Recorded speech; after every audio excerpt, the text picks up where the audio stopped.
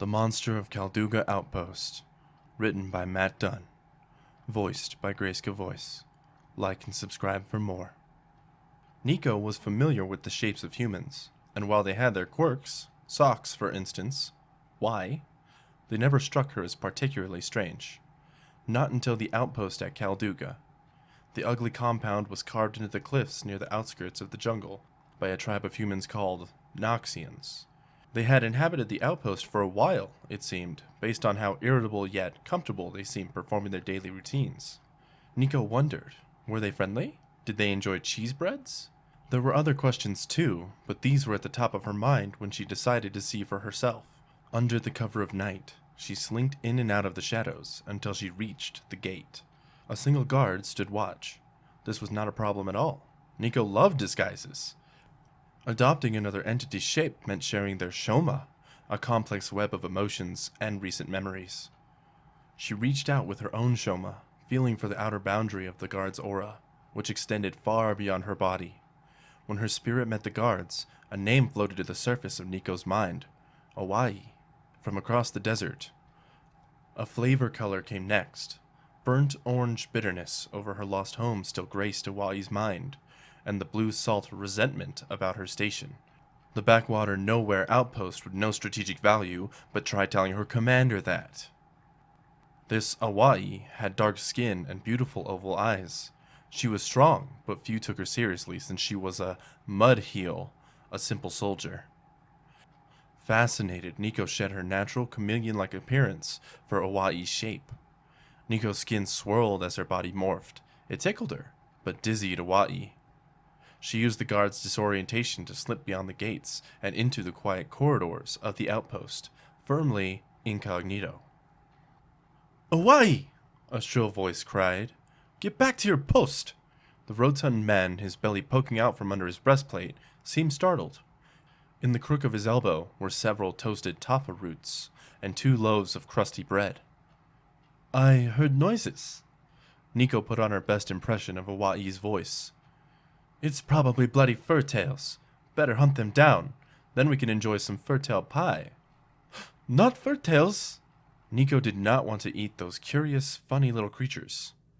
"Are you saying there's an intruder?" The man's eyes widened. Neeko did not know the meaning of this word, so she shrugged and nodded yes. This gesture, she figured, could surely lead to little trouble. "Wild folk," he said. "Could be a scouting party. What are you doing here?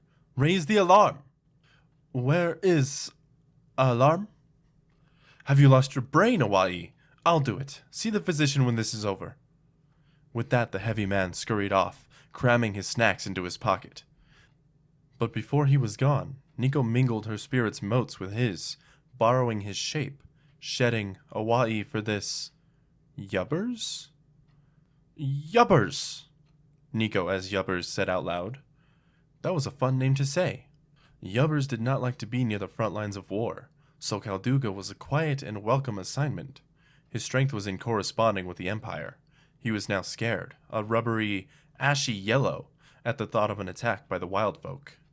Neeko liked this man, but not the feeling of the masculine shoma. Too... not Neeko. Most importantly, she felt Yubber's shock of running into another soldier after he had raided the larder. Food was nearby. As she headed down a hallway filled with doors, behind one of which must be the larder, Neeko heard a commotion out in the main yard. Loud voices shouting. She dashed to the nearest window and peered outside. Real Yubbers was shouting at real Hawaii. Uh-oh. Bong! Bong! The sound of the very loud bells startled Neeko as Yubbers. Every door in the hallway burst open. Several half-dressed Noxians charged out, their eyes blinking away sleep. She tried to avoid the stampede, but was swept along away from the larder. Neeko as Yubbers found herself pushed out into the yard, with about a dozen armed soldiers. "I don't know what you're talking about!" Hawaii's face was stressed and defiant. "I've been standing guard all night long." "You were in the barracks," said Yubbers, flanked by 2 soldiers. "Take this deserter to the brig." He pointed to Hawaii. Then it happened. Yubbers saw Neeko as Yubbers. Before Yubbers and the other soldiers deduced whether their double vision was the byproduct of the late hour or not, Neeko disappeared into the fog of another person. This time it was a warrior named Seda. She was a killing machine, so vicious. Spicy pink. Seda had rushed to the yard so fast she neglected boots. This was fine by Seda and Neeko, as both liked going barefoot. It reminded Seda of the sun-scorched province where she was born. Agile. Silent. Just as Neeko was thinking she could enjoy being Seda, real Seda leapt at her doppelganger. The two Sedas wrestled in a ruckus of soldiers, fighting and pulling at each other. When the commotion settled, only one Seda remained. Of course it was the real Seda, but Yubbers had her placed in chains. Seda pointed out that two Yubbers had been seen, and he too was placed in chains. Then Awai. This continued for a while. Chains went on, chains went off. Nobody was sure who was who, and who was not who, and who was lying about not being who they were when they were really someone else. Even the outpost commander seemed uncertain what the source of all this trouble was, and Neeko didn't take his shape at all. This fact came to light, and only fueled more suspicion. Was the commander secretly harboring some monster? The one thought that everyone shared, Neeko had learned from being everyone, was that no one liked the commander. He was too secretive and weak-willed. He had lost an important battle and had been demoted to, as Awai put it, this backwater nowhere outpost with no strategic value. Everyone turned on the commander, and he was the first to die. The mess only got messier from there. Soldiers screamed and fought and pointed and blamed. Some believed they were ensorcelled by a soul-eating demon. One veteran ranger told a harrowing tale of a jungle plant monster that replaced people with mindless copies of themselves, with vines for veins. Amidst accusations, elaborate quizzes of minuscule facts from times shared in training, and shouts of traitor, Neeko tried to calm the troops. What if, Neeko, as a cook named Tomsy said, it is no monster. It is someone who is nice, lost, and a little scared, but just wants to make friends and eat cheese breads and be happy. Yes? Everyone in the Kalduga outpost knew at once this was the imposter. Swords came out and the stabbing began. By dawn, only 4 soldiers remained alive. They stared hollow-eyed at the blood pooled under the commander's dead body, and at each other.